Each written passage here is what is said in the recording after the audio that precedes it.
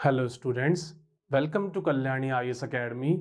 As you know, हमारी science की ही सीरीज चल रही है और इस सीरीज में हम बायोलॉजी खत्म कर चुके हैं और फिजिक्स को कंटिन्यू कर रहे हैं। अब अगर मैं हमारे आज के सेशन की बात करूं तो ये है गुरुत्वाकर्षण, ग्रेविटेशन।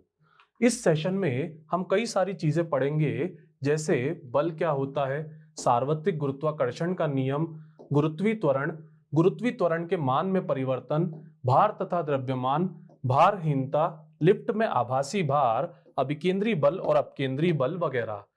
पर सबसे पहले मुझे ये बताइए, गुरुत्वाकर्षण, ग्रेविटेशन क्या है? तो निश्चित तौर पे आप कहेंगे कि ये एक बल है। अब सर, बल क्या होता है? तो देखिए इस फोटो को। अब मुझे बताइए इस फोटो में क्या हो रहा है। तो ये एक बक्सा है जिसे ये बच्चा क्या कर रहा है, धक्का दे रहा है। और वहीं ये दूसरा बच्चा क्या कर रहा है, इस बक्से को खींच रहा है। तो अब ये क्या है? तो ये असल में बल ही है। क्योंकि बल क्या होता है, ये एक बाह्य कारक होता है, एक्सटर्नल फैक्टर होता है, जिसकी मदद से हम किसी चीज को क्या करते हैं, पुश करते हैं या फिर खींचते हैं। पर सर, ऐसा करने से क्या होता है? तो देखिए, ऐसा करने से चार चीजें जो है होती हैं। या तो वस्तु के आकृति में, आकार में परिवर्तन आ सकता है, या फिर मान लीजिए कोई वस्तु जो है वो विराम में है, रुकी हुई है, तो वो क्या करने लग जाएगी, गति करने लग जाएगी। इसके अलावा अगर कोई वस्तु गति कर रही है और आपने सामने से बल लगा दिया, तो वो वस्तु क्या हो जाएगी, रुक जाएगी। अब बल जो है ये किस तरह की राशि होगी? तो निश्चित तौर पे ये एक सदिश राशि होगी, वेक्टर क्वांटिटी होगी। इसके अलावा इसका एसआई मात्रक क्या होता है, ये भी आपको पता होना चाहिए, तो न्यूटन होता है। पर मैंने अक्सर देखा है जो स्टूडेंट्स होते हैं वो इस चीज में कंफ्यूज हो जाते हैं कि इसका सीजीएस मात्रक क्या है, तो वो डाइन होता है। पर सर, इसका मतलब क्या है? तो देखिए, इसका मतलब अगर मैं बताऊं तो एक न्यूटन बराबर, आप जानते ही होंगे कि क्या होता है, 1 किलोग्राम मीटर पर सेकंड स्क्वायर होता है। अब जैसा कि मैंने कहा, डाइन क्या है, ये सीजीएस मात्रक है। तो सीजीएस मतलब क्या होगा, सेंटीमीटर, ग्राम और सेकंड। अब किलोग्राम को अगर आप ग्राम में कन्वर्ट करेंगे तो ये क्या हो जाएगा, 10 की घात 3 ग्राम। मीटर को आप सेंटीमीटर में कन्वर्ट करेंगे तो ये क्या हो जाएगा, 10 की घात 2 सेंटीमीटर। तो टोटल कितना हो गया, 10 की घात 5। इसीलिए हम कहते हैं 1 न्यूटन बराबर कितना होगा, 10 की घात 5 डाइन होगा। मैं समझता हूं ये बात आपको अच्छे से क्लियर हो गई। लेकिन प्रैक्टिकली मैंने देखा है अक्सर विद्यार्थियों को बल जो है वो क्लियर नहीं हो पाता है। तो एक फोटो देखिए जो आपके सामने है और मुझे बताइए इस फोटो में क्या हो रहा है। तो निश्चित तौर पे आप कहेंगे कि ये गेंद जो है ये क्या है, रुकी हुई है और इसको क्या करा जा रहा है, इस पर किक मारी जा रही है। अब किक मारने से क्या हो रहा है, विराम वाली वस्तु गति में आ जा रही है। इसके अलावा मुझे बताइए गोलकीपर क्या करेगा? तो जो गति से गेंद इसके पास आएगी, उस गतिशील गेंद को ये वापस किस में ले आएगा, विराम में ले आएगा। तो जैसा कि हमने पढ़ा, बल क्या करता है, गतिशील वस्तु को विराम में लाता है या विराम वाली वस्तु को गतिशील बनाता है। इसके अलावा अब मुझे बताइए इस फोटो को देखकर क्या समझ रहे हैं आप? निश्चित तौर पे आप कहेंगे यहां नींबू को क्या करा जा रहा है, निचोड़ा जा रहा है। अब कैसे निचोड़ा जा रहा है? तो हथेलियों से बल लगा के निचोड़ा जा रहा है और उससे क्या हो रहा है, तो जो नींबू की आकृति है, आकार है, शेप और साइज है, उसमें परिवर्तन हो रहा है। अब एक चीज आपसे पूछी जा सकती है कि बल कितने प्रकार के होते हैं? तो देखिए, बल 4 प्रकार के होते हैं। कौन कौन से? गुरुत्वाकर्षण, विद्युत चुंबकीय, प्रबल नाभिकीय बल और दुर्बल नाभिकीय बल। अब मुझे बताइए आपके अनुसार इन चारों में सबसे स्ट्रॉन्ग बल कौन सा होगा? तो निश्चित तौर पर आप कहेंगे ग्रेविटेशन। और इसके पीछे आप तर्क देंगे कि सर ये जो है, ये सूर्य जो है वो क्या करता है, पृथ्वी जैसे ग्रहों तक को गुरुत्वाकर्षण से पकड़ के रखता है। तो निश्चित तौर पे यही क्या होगा, सबसे मजबूत बल होगा। पर कैसा लगेगा आपको अगर मैं कहूं कि ये ग्रेविटेशन, गुरुत्वाकर्षण असल में सबसे कमजोर बल है? निश्चित तौर पे आप हैरान रह जाएंगे। पर मार्क कर लीजिए एग्जाम्स के लिए, यही सही है। क्योंकि सबसे स्ट्रॉन्ग क्या होता है, प्रबल नाभिकीय बल होता है, जो कि किस किस के बीच में देखने को मिलता है, जो हमारा एटम रहता है, एटम के अंदर जो प्रोटॉन्स होते हैं और जो न्यूट्रॉन्स होते हैं उनके बीच में ये देखने को मिलता है। इसी कारण इसके बारे में आपने बहुत ज्यादा नहीं सुना होता है। दूसरा, इलेक्ट्रोमैग्नेटिक फोर्स यानी विद्युत चुंबकीय बल। अब नाम से ही स्पष्ट है किसमें होगा, तो ये चार्जेस के बीच में जो है पाया जाएगा। फिर इससे कमजोर होता है दुर्बल नाभिकीय बल, वीक न्यूक्लियर फोर्स। अब ये क्या होता है, जो रेडियो एक्टिविटी होती है उससे सक्रिय होता है और इसके अलावा इलेक्ट्रॉन्स में भी देखने को मिलता है। और फिर इसके बाद आखिर में आता है सबसे कमजोर बल, ग्रेविटेशन गुरुत्वाकर्षण। अब ये कहां पाया जाता है, तो देखिए हर वो वस्तु जिसमें क्या है, मास है, द्रव्यमान है, उसमें ये बल जो है पाया जाता है, देखने को मिलता है। अब ग्रेविटी गुरुत्वाकर्षण एग्जैक्टली होता क्या है सर, तो देखिए इसको आप इस बात से समझ सकते हैं, इस ब्रह्मांड में लगभग लगभग हर वस्तु के पास क्या है, द्रव्यमान है, मास है। तो वो क्या कर रही हैं, वो एक दूसरे को अपनी तरफ खींच रही है। अब इसी बल को हम क्या कहते हैं, गुरुत्वाकर्षण कहते हैं। और इस घटना को क्या कहते हैं, गुरुत्वाकर्षण कहते हैं। ठीक है, बल क्या है, गुरुत्वाकर्षण बल है, और घटना क्या है, गुरुत्वाकर्षण है। अब लेकिन इसके अलावा अगर हम बात करें तो मैंने अक्सर देखा है स्टूडेंट्स जो है वो गुरुत्वाकर्षण और गुरुत्व इन दोनों में कंफ्यूज हो जाते हैं। तो देखिए असल में होता क्या है, जैसे अगर मैं बात करता हूं अपनी पृथ्वी की, तो पृथ्वी क्या है, पृथ्वी जो है इसके पास भी द्रव्यमान है। अब द्रव्यमान है तो मुझे बताइए इसके ऊपर कोई भी होगा तो ये उस पर बल लगाएगी, हाँ या ना, तो बिल्कुल लगाएगी। अब मुझे एक और बात बताइए, क्या आपके पास द्रव्यमान है, निश्चित तौर पर है, तो क्या आप पृथ्वी पे बल लगाएंगे, बिल्कुल लगाएंगे। पर क्या आपका द्रव्यमान पृथ्वी के मुकाबले कुछ भी है, निश्चित तौर पे नहीं है।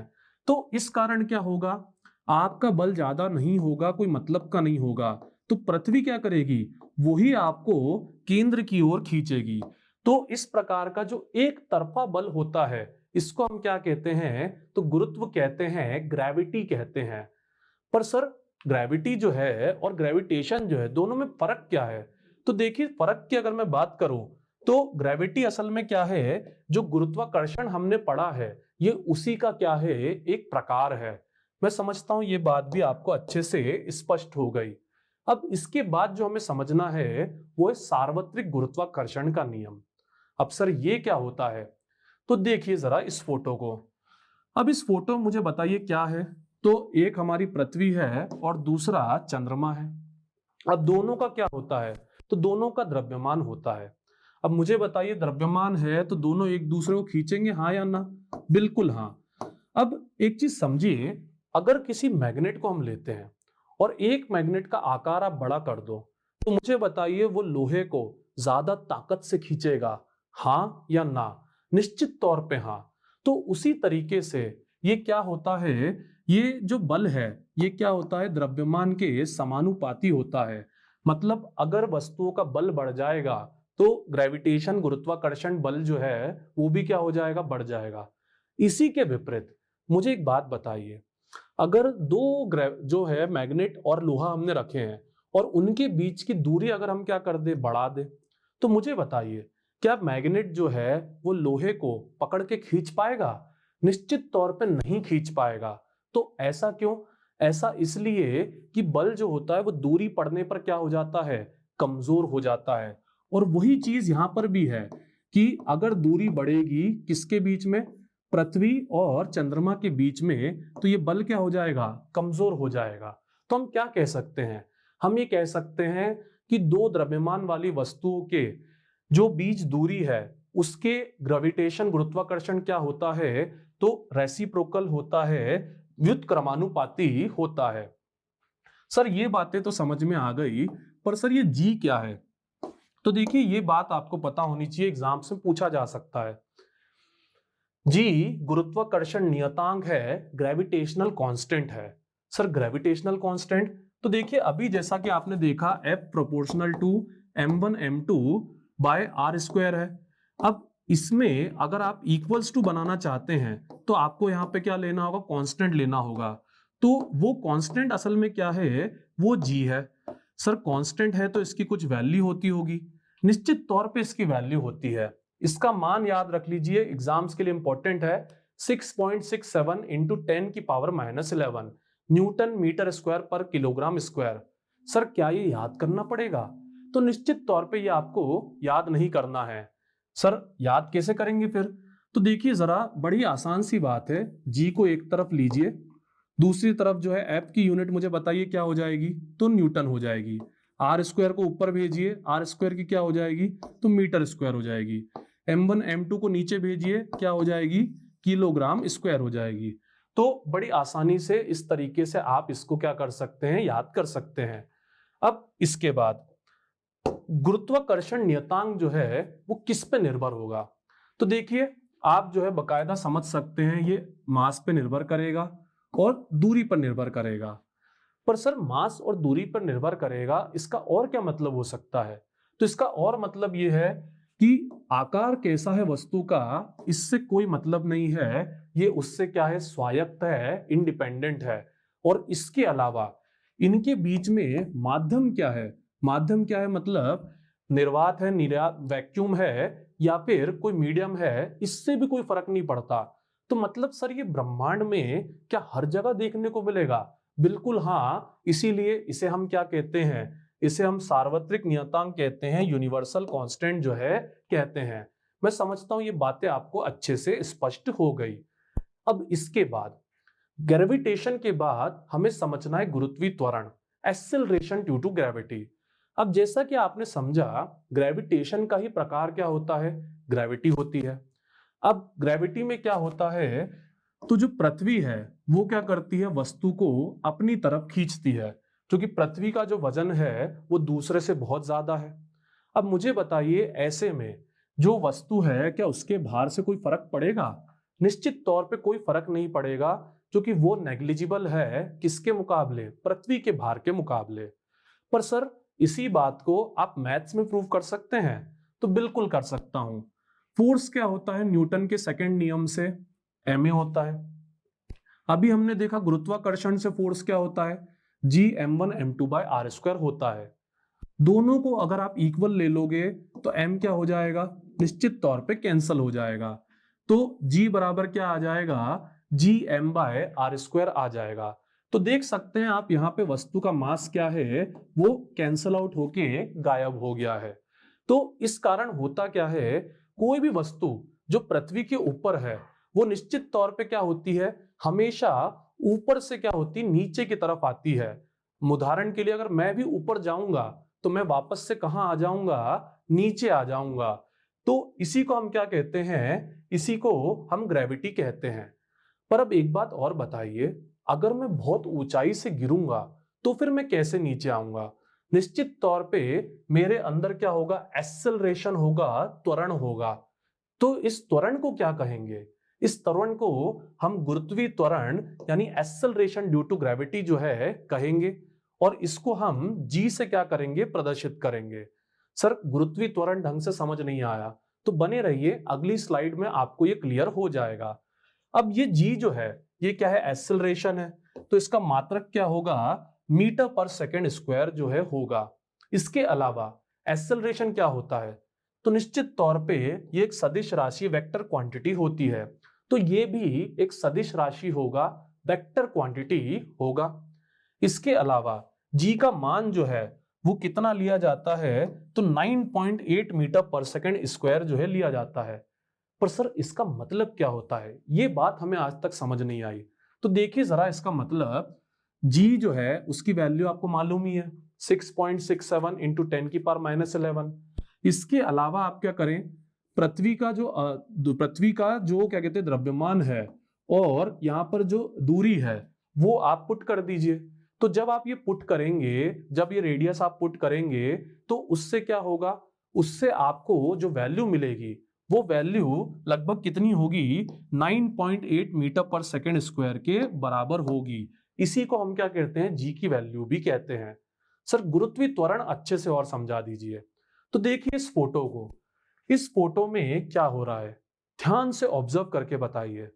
तो निश्चित तौर पे आप कहेंगे कि सर इस वस्तु को जब हम ऊपर नीचे से ऊपर की तरफ उछाल रहे हैं तो इसकी रफ्तार जो है शुरू में कितनी है 20 मीटर पर सेकेंड, और वो फिर कितनी हो जा रही है 0 मीटर पर सेकेंड। मतलब ऊपर जाते जाते इसकी रफ्तार हर सेकंड क्या हो रही है, कम हो रही है। कितनी हो रही है, तो लगभग 10 मीटर पर सेकंड इसकी रफ्तार ऊपर जाते जाते कम हो रही है, और थोड़ी सी देर में ये क्या हो गई, रुककर 0 हो गई। ठीक है भाई, 20 मीटर ऊंचाई पर गई और रफ्तार 0 हो गई। उसी तरीके से मुझे बताइए, आपने सुना ही होगा कि जो भी ऊपर जाता है वो वापस कहाँ आता है, तो वो वापस नीचे आता है। तो निश्चित तौर पे जो ऊपर जा रहा है उसको क्या कहेंगे हम, त्वरण कहेंगे, लेकिन रिटार्डेशन कहेंगे। पर जब ऊपर से वो नीचे आ रहा है किसके कारण, जो पृथ्वी है उसके गुरुत्वाकर्षण या उसकी ग्रेविटी के कारण, तो उसको हम क्या कहेंगे, एक्सेलरेशन कहेंगे, या आप कह सकते हैं एक्सेलरेशन ड्यू टू ग्रेविटी कहेंगे। क्योंकि आपका जो द्रव्यमान है वो पृथ्वी के मुकाबले कुछ भी नहीं है, तो आप पृथ्वी को नहीं खींच पाओगे। लेकिन आप अगर कहीं ऊपर गए तो आपकी रफ्तार कम होती चली जाएगी ऊपर जाने में, और आप वापस फिर कहां आओगे, नीचे आ जाओगे। सर पर एक बात समझ नहीं आ रही, हम ऊपर जा ही कैसे रहे हैं। तो ऊपर जो है हम जा रहे हैं बल के कारण। ऊपर हम अपने शरीर की मैकेनिकल एनर्जी से क्या कर रहे हैं, बल लगा रहे हैं, और फिर ग्रेविटी जो है हमें वापस कहां ले आ रही है, तो नीचे ले आ रही है। मुझे लगता है ये बात आपको अच्छे से समझ में आ गई। अब इसी से एक सवाल और पूछा जाता है, मुझे बताइए, अगर आप एक सिक्का और एक फेदर दोनों को क्या करें, एक साथ गिराएं बहुत ऊंचाई से, तो कौन पहले आएगा। निश्चित तौर पे आप कहेंगे कि सर जो सिक्का है वो क्या होगा, वो पृथ्वी पर पहले नीचे आ जाएगा। पर मैं आपसे एक बात और पूछता हूं, अगर जो स्थिति है वो किसकी हो, वैक्यूम की हो, तो फिर कौन पहले आएगा। निश्चित तौर पे आप कहेंगे सर तब भी जो सिक्का है वो पहले आएगा। तो देखिए ऐसा नहीं है। जैसा कि आपने अभी समझा कि जो ग्रेविटेशन की अगर हम बात करें तो उसमें क्या होता है, जो मास है वस्तु के उससे वो इंडिपेंडेंट होता है। तो अगर वैक्यूम होगा तो दोनों के दोनों क्या होंगे, साथ में बाहर नीचे आएंगे। पर सर अगर वैक्यूम नहीं है तो फिर ऐसा क्यों नहीं हो रहा है। तो देखिए असल में हमारे यहाँ क्या होता है, जो एयर है, वायु है, उससे क्या होता है, घर्षण होता है। तो ये घर्षण जो है, जो पंख है उस पे इफेक्ट इसका ज्यादा होता है। तो इसलिए एयर में क्या होता है, पंख पहले नीचे नहीं आते हैं, सिक्का पहले जो है नीचे आ जाता है। पर वैक्यूम में क्योंकि वायु नहीं है, एयर नहीं है, तो दोनों की दोनों क्या करते हैं, साथ में नीचे आते हैं। इसी को हम क्या कहते हैं, फ्री फॉलिंग मोशन कहते हैं। और इससे भी आपसे क्या करे जा सकते हैं, सवाल जो है पूछे जा सकते हैं। इसके बाद गुरुत्वीय त्वरण के मान में परिवर्तन, वेरिएशन इन वैल्यूज ऑफ जी। अब इसमें हम असल में बात करें तो होता क्या है, जो जी है, एक्सेलरेशन ड्यू टू ग्रेविटी है, उसकी वैल्यू पृथ्वी पर, धरती पर सभी जगह समान नहीं होती है, ये बदलती रहती है। सर बदलती रहती है मतलब, तो देखिए अगर आप कहाँ खड़े हैं, आप जो है पृथ्वी के ऊपर खड़े हैं, तो यहां पर तो जैसा आपने समझा ये क्या होगा, 9.8 मीटर पर सेकेंड जो है गुरुत्वीय त्वरण होगा। पर मान लीजिए आप जो है पृथ्वी से बहुत ऊपर हैं, तो वहां पर क्या होगा। तो अब एक बात समझिए कि अगर हम बहुत ज्यादा ऊंचाई पर होते हैं तो होता क्या है, असल में जो अर्थ है और जो क्या कहते हैं हम हैं, उन दोनों में मास में क्या होता है, दूरी जो होती है वो बढ़ जाती है। अब जैसा कि अभी आपने गुरुत्वाकर्षण में देखा, दो चीजों के बीच में अगर दूरी क्या हो जाए, बढ़ जाए, तो उस स्थिति में क्या होगा, उस स्थिति में गुरुत्वाकर्षण क्या होगा, कम होगा। तो वही बात यहाँ पे लागू होती है कि जैसे जैसे आप ऊपर जाते जाएंगे तो जी का जो मान है वो कम होता जाएगा। पर सर इसका मतलब क्या है, इसका मतलब ये है कि ऊपर से नीचे आने पर आपकी जो रफ्तार है वो एकदम से नहीं बढ़ेगी। ऊपर आप 0 हो तो आप एक सेकंड में 9.8 मीटर पर सेकंड रफ्तार जो है नहीं गेन करोगे, क्योंकि पृथ्वी आपको उतनी ताकत से नहीं खींच रही है जितनी ताकत से वो आपको पृथ्वी पर खड़े होने पर खींच रही थी। ये बात जो है मुझे लगता है आपको अच्छे से समझ में आ गई। उसी प्रकार से जब हम पृथ्वी के तल के नीचे जाते हैं तब भी क्या होता है, जी का मान जो है घटता है। सर इसका क्या मतलब है? तो देखिए इसका मतलब ये है कि अगर आप पृथ्वी के अंदर जाओगे तो जी का मान क्या होगा, घटेगा। पर सर ऐसा क्यों हो रहा है? तो देखिए मान लीजिए आप यहाँ खड़े हैं, अब यहां पर आप खड़े हैं तो मुझे बताइए आपके नीचे मास कितना है? निश्चित तौर पे आपके नीचे इतना ही मास है। अब मास जो है अगर आपके नीचे कम हो गया तो मुझे बताइए क्या ग्रेविटेशन गुरुत्वाकर्षण पे उसका असर नहीं पड़ेगा? निश्चित तौर पे पड़ेगा। इसीलिए हम कहते हैं पृथ्वी तल के नीचे जाने पर जी का मान क्या हो जाता है, घटता चला जाता है। मैं समझता हूं ये बात आपको समझ में आ गई। और इस बात को आप ऐसे भी समझ सकते हैं कि पृथ्वी के केंद्र पर जी का मान क्या होता है, शून्य हो जाता है। सर क्या बात कर रहे हैं, पृथ्वी के केंद्र पर तो हमें लग रहा था जी का मान अधिकतम होगा, तो फिर वहां शून्य कैसे हो जाता है? तो देखिए इसकी वजह यह है कि चार तरफ से गुरुत्वाकर्षण जो है पड़ रहा है। चार तरफ मतलब सभी तरफ मैं कहना चाह रहा हूं। तो जब सभी तरफ से गुरुत्वाकर्षण पड़ रहा है तो वो क्या हो जाएगा, नेग्लेक्ट हो जाएगा, जीरो हो जाएगा। तो आपको इसको ऐसे याद रखना है कि केंद्र पर क्या होगा, केंद्र पर जी का मान 0 होगा। फिर उसके बाद पृथ्वी की सतह पर 9.8 मीटर पर सेकेंड स्क्वायर होगा, यानी केंद्र से ऊपर आने पर ये क्या होगा, ये बढ़ेगा। फिर उसके बाद अगर आप और ऊपर जाते हैं तो और ऊपर जाने पर ये क्या होगा, और ऊपर जाने पर ये घटेगा। मतलब पृथ्वी के तल के ऊपर जाएं या पृथ्वी के तल के नीचे आए, दोनों स्थितियों में जो गुरुत्वाकर्षण है, ग्रेविटी है, वो क्या होगी, घटती जाएगी। अब इसके अलावा एक और चीज एग्जाम्स में बहुत ज्यादा पूछी जाती है कि पोल्स पर गुरुत्वाकर्षण ज्यादा होगा या फिर जो इक्वेटर है वहां पर ज्यादा होगा। पर सर ऐसा क्यों, पृथ्वी तो गोल है। पर देखिए ऐसा नहीं है, पृथ्वी असल में गोल नहीं है। असल में पृथ्वी कैसी है, स्फेरॉइड है, जिसमें हम ये कहते हैं कि पृथ्वी जो हमारा इक्वेटर है वहां पर क्या है, थोड़ी चौड़ी है, और जो पोल्स है वो वहां पर क्या है, चपटी है। सर इससे क्या फर्क पड़ेगा? तो देखिए केंद्र से अगर हम बात करें दूरी की, तो ये दूरी क्या है, केंद्र से ज्यादा है, और ये दूरी क्या है, केंद्र से कम है। अब मुझे बताइए अगर दूरी कम हो रही है तो गुरुत्वाकर्षण क्या होगा, निश्चित तौर पे गुरुत्वाकर्षण बढ़ेगा। तो यहां पर क्या हो रहा है, पोल्स पे दूरी कम होने के कारण हम कहते हैं कि पोल्स चपटे होने के कारण पोल्स पर गुरुत्वाकर्षण जो है ज्यादा है, और जो इक्वेटर है उस पर गुरुत्वाकर्षण जो है वो कम है। पर सर इससे फर्क क्या पड़ेगा? तो देखिए फर्क बहुत ज्यादा पड़ेगा। अब गुरुत्वाकर्षण जो है अगर ज्यादा है तो मुझे बताइए आपका वजन क्या हो जाएगा, यहां पर आपका वजन जो है निश्चित तौर पे बढ़ के आएगा। और वहीं अगर इक्वेटर पे गुरुत्वाकर्षण कम है तो यहां पर वजन क्या होगा, तो यहां पर वजन जो है घट के आएगा। तो इस बात को आप ऐसे समझिए कि मान लीजिए आपकी शादी होने वाली है और आप चाहते हैं कि आपका वजन जो है वो बढ़ जाए, तो आप कहाँ चले जाइए, पोल्स पर जो है अपना वजन कराने चले जाइए। इसी के विपरीत आप चाहते हैं कि आपका वजन क्या हो जाए, घट जाए। आप बहुत मोटे हैं मान लीजिए, तो कहाँ आ जाइए, इक्वेटर पे आ जाइए, क्योंकि वहां पर आपका वजन क्या हो जाएगा, घट जाएगा।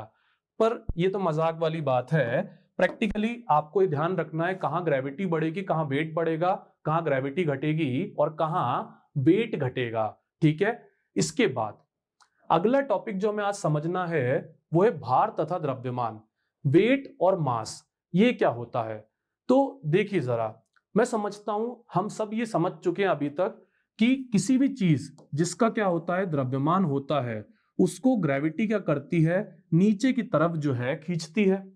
अब इसी को हम क्या कहते हैं, वस्तु का भार कहते हैं, जो उसे क्या करता है, केंद्र की ओर जो है खींचता है। अब मुझे एक बात बताइए, जो वस्तु का भार है और जो वस्तु का मास है, इसमें कुछ अंतर होता है क्या? मैं कहना ये चाह रहा हूं कि हम कहते हैं कि जैसे मेरा जो है वजन जो है वो किलोग्राम में है, तो क्या ये कहना सही है? तो देखिए एक्चुअली ऐसा नहीं है। आप अगर अपना वजन कह देते हो कि किलोग्राम में है, 80 किलो 70 किलो, तो ये बात क्या है, कायदे से गलत है। कैसे गलत है? असल में W बराबर क्या होता है, M इंटू जी होता है। तो अगर आप कह रहे हो कि आपका वजन 80 किलो है तो ये गलत है। असल में वो 80 किलो क्या होता है, मास होता है, द्रव्यमान होता है। और इस मास में, द्रव्यमान में जब आप जी जोड़ देते हो तब क्या आता है, तब आपका असली वजन आता है। और ये काय में होता है, ये जो है न्यूटन में होता है। मतलब अगर मैं मेरे वजन की बात करूं तो वो लगभग लगभग कितना हो जाएगा, वो लगभग लगभग 800 न्यूटन के बराबर हो जाएगा। तो सर ये बात तो हमें समझ में आ गई कि जो वेइंग मशीन्स है वो असल में हमारा द्रव्यमान जो है बता रही हैं, मास बता रही हैं, वेट नहीं बता रही हैं, ताकि हमें कंफ्यूजन ना हो। पर सर अगर अलग अलग जगह पृथ्वी पर वेट क्या अलग अलग आएगा? बिल्कुल निश्चित तौर पे अलग अलग जगह पर वजन जो है अलग अलग आएगा। लेकिन जो हमारा द्रव्यमान है वो क्या होगा, हमेशा कांस्टेंट होगा। सर द्रव्यमान हमेशा कांस्टेंट होगा मतलब कि आप जो है पृथ्वी पर खड़े हो या चांद पे खड़े हो, दोनों जगह द्रव्यमान क्या आएगा, बराबर आएगा। और इसी बात को हम अपनी आने वाली स्लाइड में और अच्छे से समझ लेंगे। अब ये कैसी राशि होगी? तो निश्चित तौर पे ये एक सदिश राशि होगी, जो कि वेट हमेशा कहाँ लग रहा है, नीचे की ओर लग रहा है। तो इसकी क्या है, इसकी एक निश्चित जो है दिशा है। इसका मात्रक क्या होगा, तो न्यूटन होगा, क्योंकि ये भी क्या है, भार भी एक प्रकार का बल ही है। और दिशा जैसा कि मैंने कहा नीचे की तरफ जो है होगी।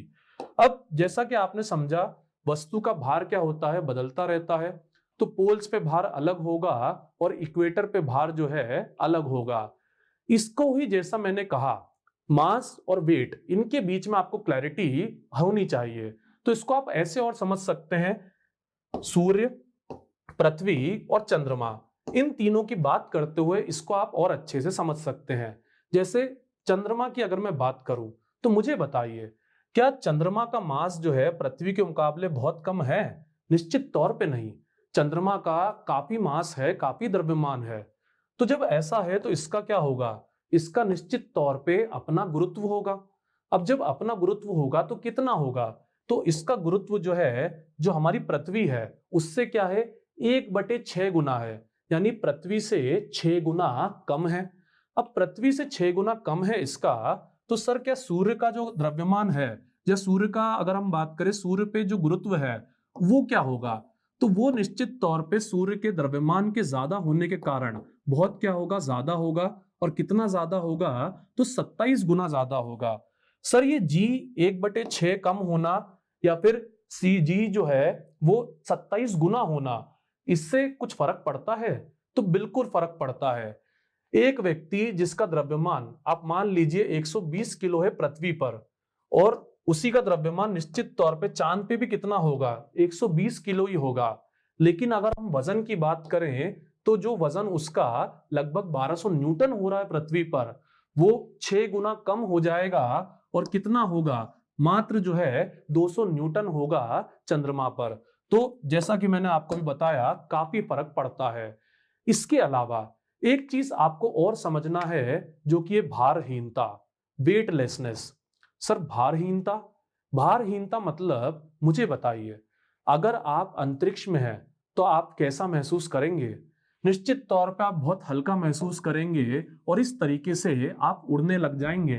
तो यही क्या है, भारहीनता है। और ये भारहीनता क्यों हो रही है, तो समझिए, आपका जो भार पृथ्वी लगा रही है वो क्या है, आपका वास्तविक भार है।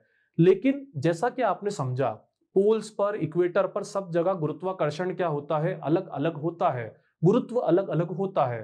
तो जब गुरुत्वीय त्वरण जी की वैल्यू क्या हो रही है, बदल रही है, तो ऐसे में आपका आभासी भार, प्रभावी भार क्या हो जाएगा, बदल जाएगा। तो इसी के कारण क्या होता है, एक नई चीज आ जाती है जिसको हम एपरेंट वेट, प्रभासी भार कहते हैं। अब ये जो प्रभावी भार है, ये क्या हो जाता है, भारहीनता की स्थिति में ये शून्य हो जाता है। सर शून्य हो जाता है। अब ये शून्य कैसे होता है, तो समझिए, जब जी का इफेक्ट आपके ऊपर खत्म हो जाता है तो ये प्रभावी भार शून्य हो जाता है। तो सर ये कहाँ होता है, तो देखिए, आप अंतरिक्ष में चले जाएंगे तो ये निश्चित तौर पे हो जाएगा, जिसके कारण एक अंतरिक्ष यात्री ना तो पानी पी पाता है और ना ही पानी ग्लास में डाल पाता है। सर फिर अंतरिक्ष यान वाले क्या करते हैं, तो देखिए, अंतरिक्ष यान वाले असल में एक नई तकनीक लगाते हैं। वो क्या करते हैं, खोखले रिम वाले ऐसे पहिए बनाते हैं। इन खोखले रिम वाले पहियों को फिर वो क्या करते हैं, तेजी से घुमाते हैं। अब जब इन पहियों को वो तेजी से घुमाते हैं तो उस समय क्या होता है, उस समय एक बल पैदा हो जाता है जिसको हम अभिकेंद्री बल, सेंट्रीपिटल फोर्स कहते हैं। इस बल के कारण क्या होता है, जो व्यक्ति है वो कहाँ चिपक जाता है, वो जो है ये सतह पर चिपक जाता है, क्योंकि सेंट्रीपिटल फोर्स के ही अगेंस्ट में क्या पैदा हो जाता है, सेंट्रीफ्यूगल फोर्स जो है, अपकेंद्री बल जो है पैदा हो जाता है।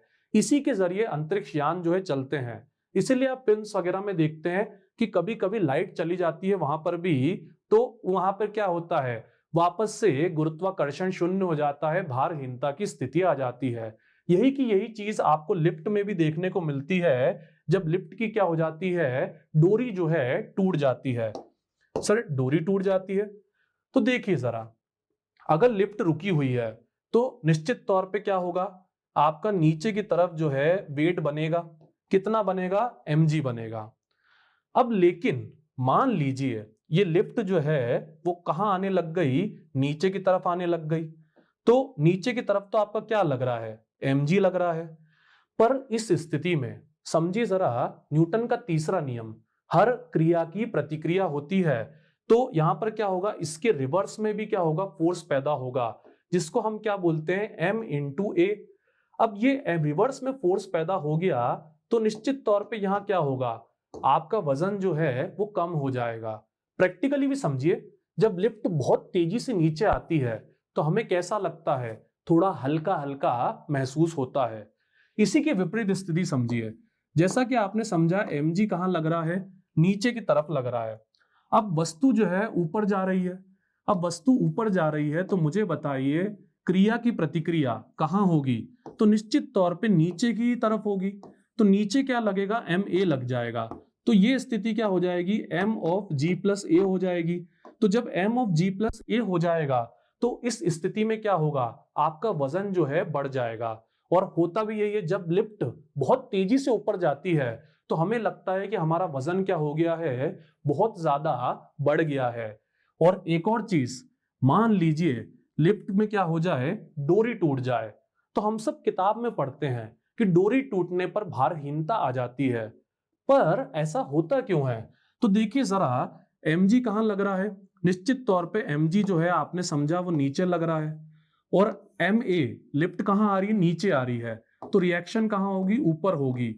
अब एक बात बताइए, अगर डोरी टूट गई है तो फिर तो जी की जो रफ्तार है, जी का जो त्वरण है, उसी से क्या होगा, लिफ्ट नीचे आएगी।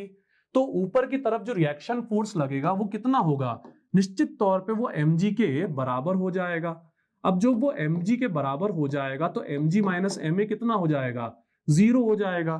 तो इसलिए इस स्थिति में हम क्या कहते हैं कि हमारा जो भार है वो क्या हो गया, शून्य हो गया है, भारहीनता की स्थिति जो है वो प्राप्त हो गई है। मैं समझता हूं ये बात आपको अच्छे से क्लियर हो गई होगी। इसके बाद मुझे एक बात बताइए, क्या आपने कभी ये सोचा है कि आखिर जो सूरज है, माना उसके और पृथ्वी के बीच में गुरुत्वाकर्षण है, पर आखिर जो पृथ्वी है वो सूरज के चक्कर क्यों लगा रही है, इसके पीछे आखिर क्या वजह है। तो इसके पीछे जो गुरुत्वाकर्षण है उसी से पैदा होने वाला एक बल जो है वो जिम्मेदार है, जिसको हम क्या कहते हैं, सेंट्रीपिटल फोर्स कहते हैं, अभिकेंद्री बल जो है कहते हैं। असल में अगर मैं इमेजिनेशन से आपको बताऊं तो हुआ क्या होगा कि पृथ्वी जैसा एक मलबा जो है वो क्या हो रहा होगा, यूं सीधा जा रहा होगा। अब सीधा जाते जाते वो सूर्य के क्या हो गया होगा, रेंज में आ गया होगा। अब रेंज में आने के बाद निश्चित तौर पे दोनों का आपस में क्या हो जाएगा, गुरुत्वाकर्षण जो है एक्टिव हो जाएगा। अब जो है ये पृथ्वी है, ये कैसे जाना चाहेगी, तो निश्चित तौर पे ये जिस दिशा में आई है उसी तरह से सीधे जो है जाना चाह रही होगी। पर उसी समय इसको कौन अपनी तरफ खींचेगा, तो सूरज जो है अपनी तरफ खींचेगा। और क्योंकि इसका खुद का भी एक बड़ा द्रव्यमान है तो ये भी सूरज को खींचने की कोशिश में उसकी तरफ जो है खिंचाएगा। तो ऐसी स्थिति में क्या होगा, ऐसी स्थिति में बाहर की तरफ भी बल लगेगा, अंदर की तरफ भी बल लगेगा। पर जो अंदर की तरफ बल लग रहा है उसके कारण ये क्या होगा, ये वृत्तीय पथ में घूमने लग जाएगा। अब आप कहेंगे सर अंदर की तरफ तो बल ठीक है, सर बाहर की तरफ बल कैसे लग रहा है? तो इस बात को आप ऐसे इमेजिन कीजिए, आप जब पत्थर को हाथ से घुमाते हैं तो मुझे बताइए क्या होता है। निश्चित तौर पे पत्थर जो है वो सर्कुलर तरीके से वृत्तीय पथ में घूमता है, लेकिन अगर डोरी टूट जाए तो क्या होगा? डोरी टूटने के बाद पत्थर जो है बहुत तेजी से फिका जाएगा। तो इसलिए हम कहते हैं कि यहाँ पर दो बल हैं, एक अंदर की तरफ, एक बाहर की तरफ। अंदर की तरफ अभिकेंद्रीय सेंट्रीपिटल और बाहर की तरफ उसी का विपरीत सेंट्रीफ्यूगल यानी अपकेंद्रीय। अब इन दोनों बलों को हम एक के बाद एक समझते हैं। जैसा कि आपने समझा सेंट्रीपिटल क्या है, तो वृत्तीय पथ पर गतिशील बनाए रखने वाला बल है। अब इस बल को हम क्या कहते हैं? अभिकेंद्रीय बल कहते हैं। पर सर इसके उदाहरण क्या है? क्योंकि एग्जाम्स में तो जैसा हम जानते हैं पीएससीज में हमसे उदाहरण जो है ज्यादातर पूछे जाते हैं। तो इसके उदाहरण की अगर मैं बात करूं तो देखिए जरा, जैसे मान लीजिए आप जो है एक कार में जा रहे हैं। अब कार में आप रोड पर क्या हो रहे हैं? टर्न ले रहे हैं। मुझे बताइए जब रोड पर आप बहुत शार्प टर्न लेते हैं तो क्या होता है? निश्चित तौर पे बाहर की तरफ झटका आता है। अब ये बाहर की तरफ झटका आएगा तो क्या होगा? ये गाड़ी जो है बाहर निकल जाएगी और एक्सीडेंट जो है हो जाएगा। तो ऐसे में क्या करा जाए? ऐसे में कराया जाता है, जो रोडें रहती हैं उनको हल्का सा उठा के बनाया जाता है। किस तरफ? ये राइट हैंड साइड पर। अब क्योंकि हमें जो है लेफ्ट टर्न लेना है तो राइट साइड से उठाएंगे। तो ऐसे में क्या होता है, कार को जब वो बाहर की तरफ आती है तो उसी समय उसको क्या लगता है? अंदर की तरफ जो है धक्का मिलता है। और ये क्या हो जाएगा? ये एक सेंट्रीपिटल जो एक्सेलरेशन है हमारा, जो सेंट्रीपिटल हमारा फोर्स है, उसका जो है क्लासिक एग्जांपल जो है हमारे लिए बन जाएगा। उसी तरह से मुझे बताइए, ग्रहों के अलावा क्या आपने सोचा है कि उपग्रह जो है वो पृथ्वी के चक्कर कैसे काटते हैं? तो इसके पीछे भी जिम्मेदार कौन है? यही फोर्स है।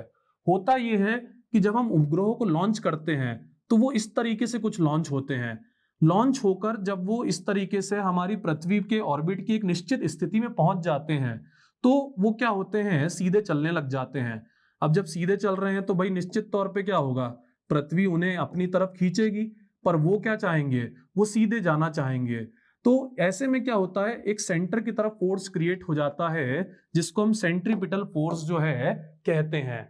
तो ये उदाहरण जो है ग्रह, उपग्रह और रोड जो है उसके किनारों का ऊंचा बनना, ये क्या है? सेंट्रीपिटल फोर्स के हमारे दैनिक जीवन के उदाहरण है जो आपको पता होने चाहिए।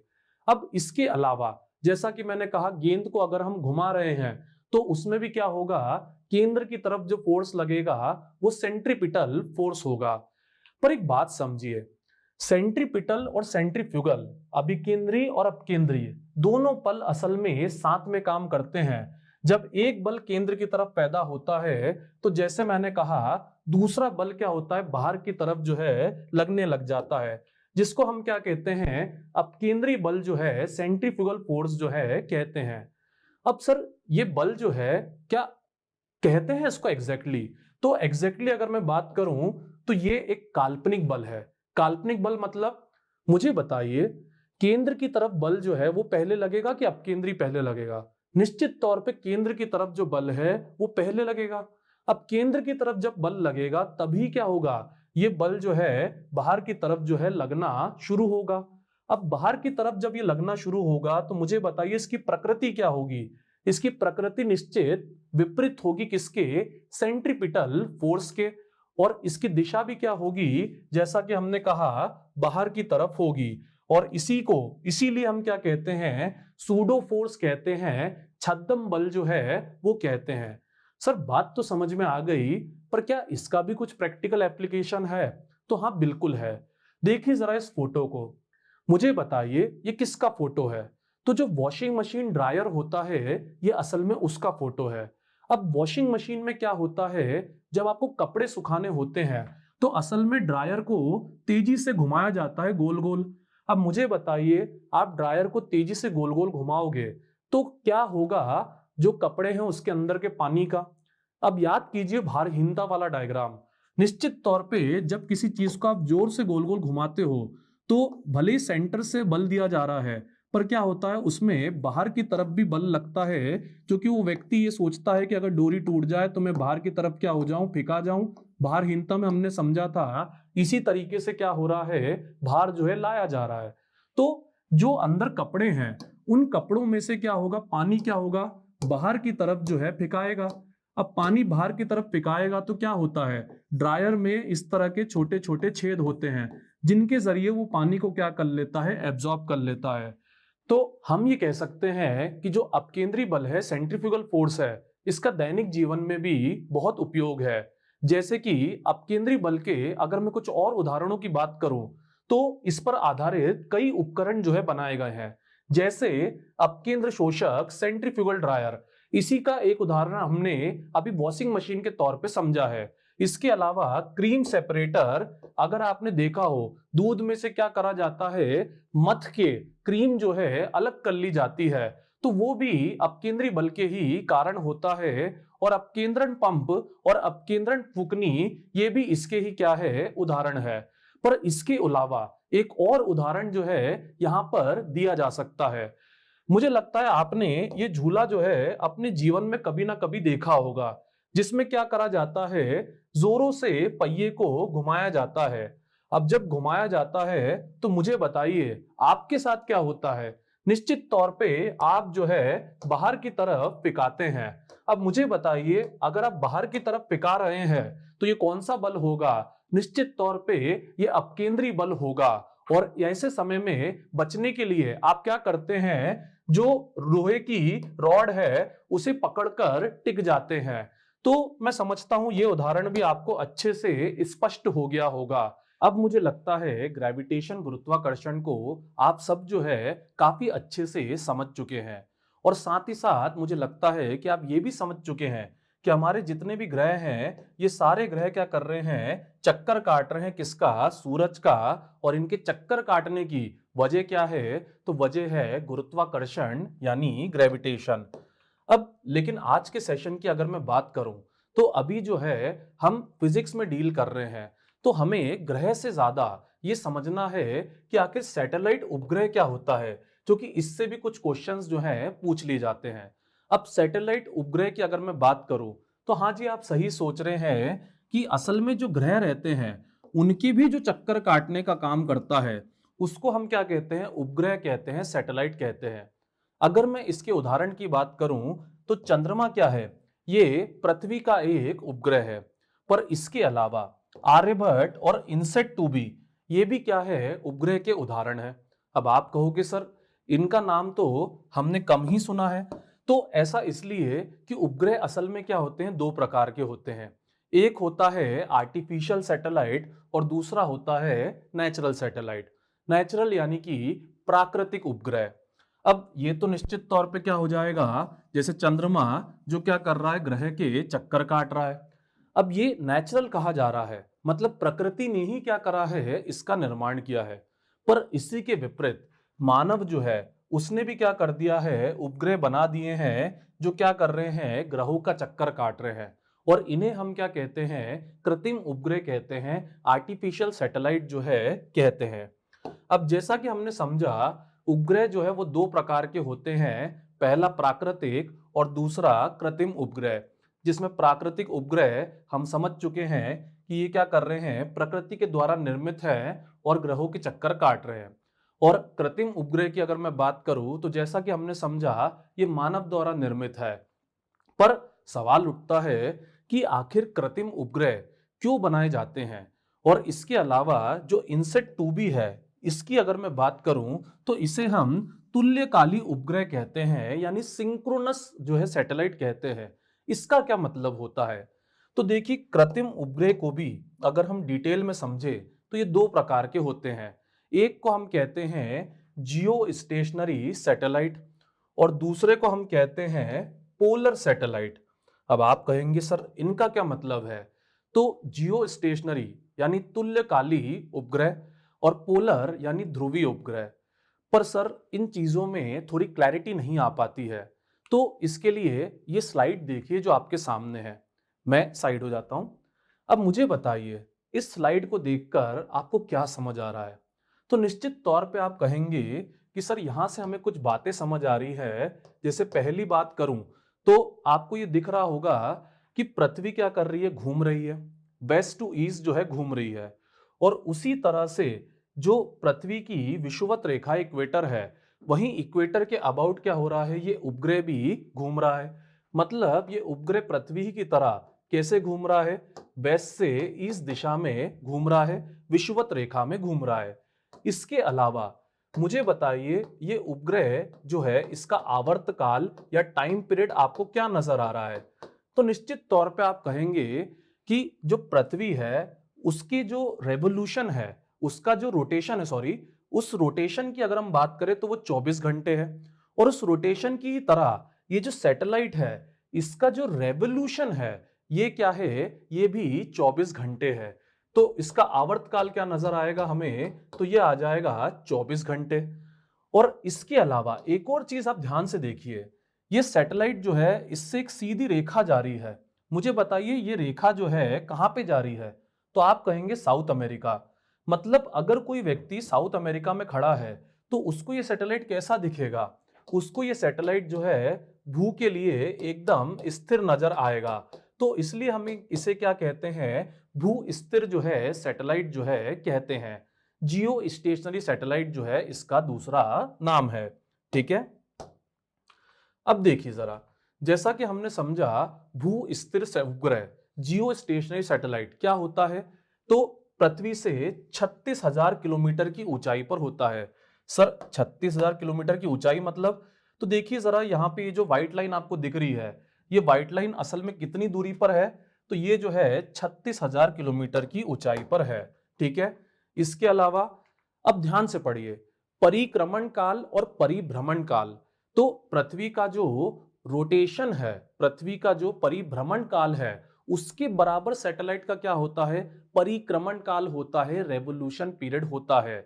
जिसके कारण क्या होता है, जैसा कि हमने समझा, ये पृथ्वी के सापेक्ष स्थिर रहते हैं और इसीलिए इन्हें क्या कहा जाता है, भू स्थिर उपग्रह और तुल्यकालिक उपग्रह। भू स्थिर यानी कि जियो स्टेशनरी सैटेलाइट, पृथ्वी पे कोई व्यक्ति खड़ा है तो उसके लिए स्टेशनरी, रुका हुआ, और तुल्यकालिक मतलब सिंक्रोनस। अब सिंक्रोनस का मतलब क्या होता है सर, तो मुझे बताइए, आपने जीएसएलवी और पीएसएलवी सुना है, पोलर सिंक्रोनस लॉन्च व्हीकल, जियो सिंक्रोनस लॉन्च व्हीकल। तो ये जो जियो सिंक्रोनस लॉन्च व्हीकल है ये असल में क्या आते हैं, इसी कैटेगरी में आते हैं। अब सवाल उठता है इनका उपयोग किस लिए होता है, तो देखिए इनके उपयोग की अगर मैं बात करूं तो मुझे बताइए, क्या आप मोबाइल पर बात करते हैं या फिर आप जो है टीवी वगैरह देखते हैं, तो निश्चित तौर पे हाँ। तो ये कार्य जो है आप किसकी मदद से कर पाते हैं, इसी सैटेलाइट की मदद से जो है कर पाते हैं। इसके अलावा इनके उदाहरण की बात करूं तो इनसेट 2B और इनसेट 2C, ये क्या है, ये भारत के तुल्यकाली जो है उपग्रह हैं। अब इसके बाद दूसरा ध्रुवी उपग्रह पोलर सैटेलाइट। अब फोटो देख के मुझे बताइए आपको क्या समझ आ रहा है। निश्चित तौर पे आप कहेंगे यहाँ पे भी कुछ पॉइंट्स जो है नजर आ रहे हैं। जैसे मुझे बताइए कहाँ से कहाँ घूम रहा है, तो आप कहेंगे सर ये नॉर्थ से साउथ यानी कि उत्तर से दक्षिण दिशा में घूम रहा है। अब पृथ्वी जो है वो कैसी घूम रही है, पृथ्वी तो वेस्ट टू ईस्ट ही क्या हो रही है, घूम रही है अपने अक्ष पर।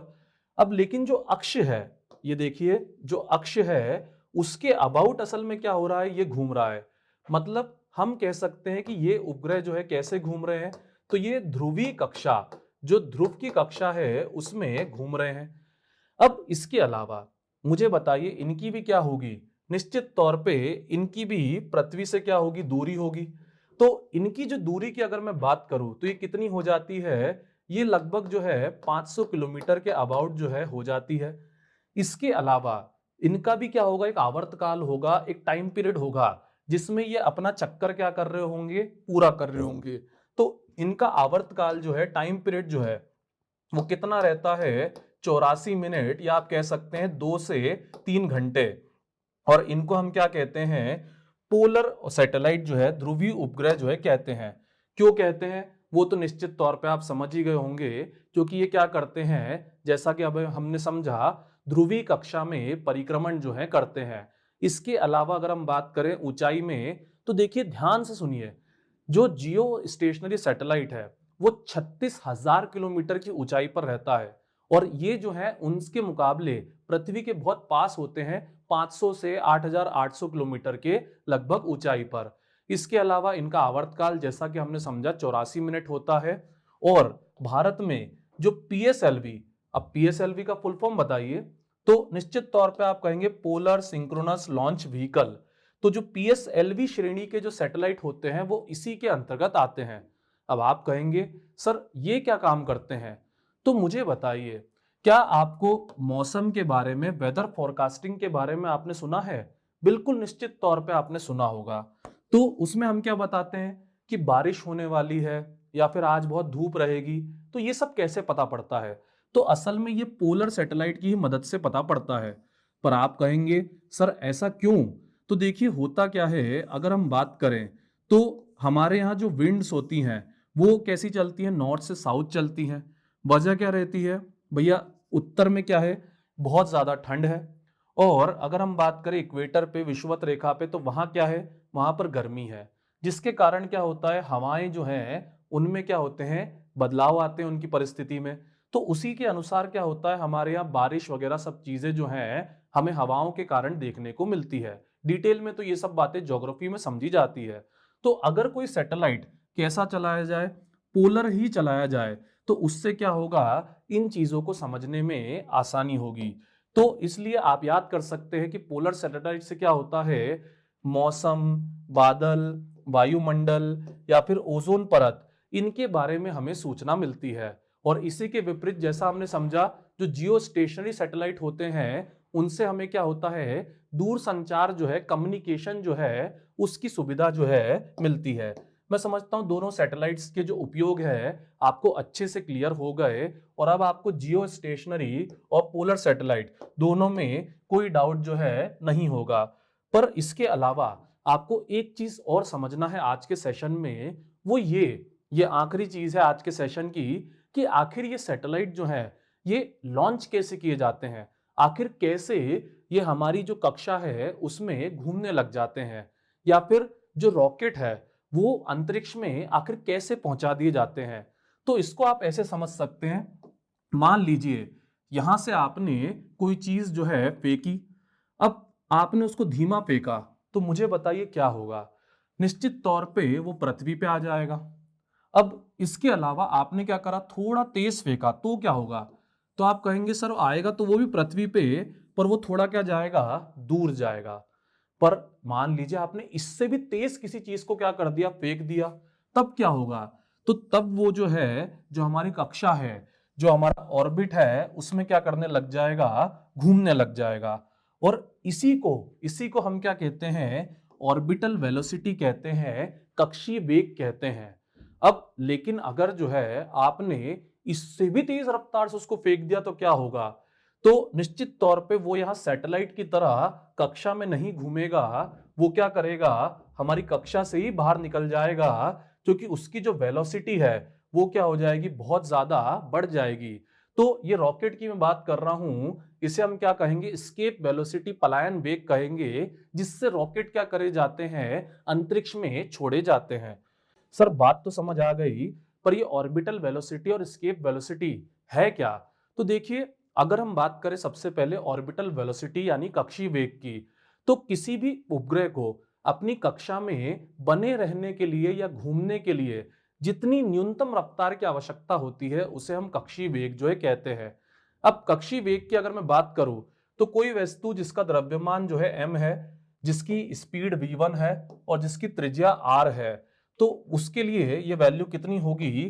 तो ये G R square upon R E plus H होगी, जहां पर आर ही क्या है, ये पृथ्वी की त्रिज्या है, और एच क्या है, पृथ्वी की सतह से उपग्रह की ऊंचाई है। मतलब देखिए ये क्या है, ये आर ई है, और अगर उपग्रह यहां पर है तो ये क्या है, उसके लिए एच जो है ऊंचाई है। ठीक है, पर घबराइए मत, हमें जो है पीएससी के अकॉर्डिंग जो है इसको पढ़ना है। तो ये फॉर्मूला कैसे आया वगैरह हमें ये सब चीजें नहीं करना है।